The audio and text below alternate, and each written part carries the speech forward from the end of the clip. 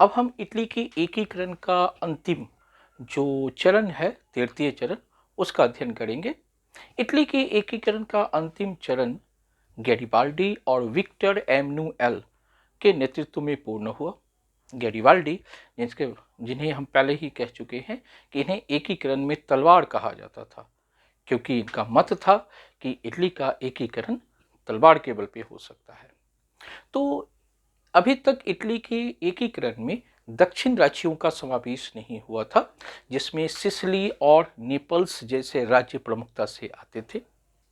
Garibaldi ने अपनी एक निजी सेना बनाई, जिसमें उन नवयुवकों को शामिल किया गया था जिनका मुख्य उद्देश्य इटली का एकीकरण था। गैरिबाल्डी कैबूर से भी प्रभावित थे, इसके साथ साथ वे सबसे बड़ी मैचनी के समर्थक थे।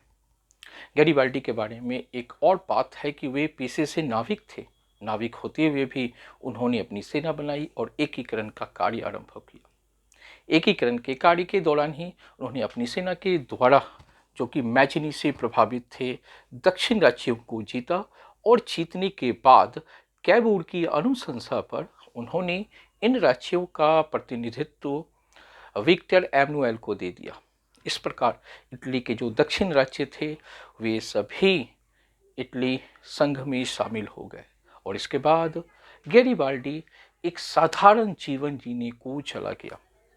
हम लोगों ने अध्ययन किया है कि गैरिबाल्डी के इसी त्याग को देखते हुए ही भारत के महान स्वतंत्रता सेनानी लाला लाजपत राय ने उनकी जीवनी भी लिखी है।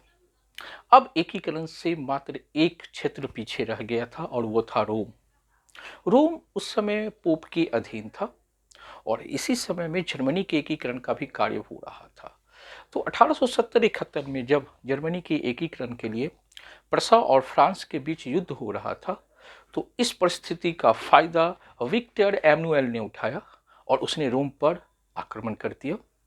पोप ने बिना किसी प्रतिरोध के हार स्वीकार कर ली और रोम पर भी इटली का अधिकार हो गया और इस प्रकार इटली का एकीकरण, जो कि मैचनी, गैरिबाल्डी और कैबूर तथा विक्टर एमनुएल के नेतृत्व में आरंभ हुआ था, वो 1871 में पूर्ण हुआ।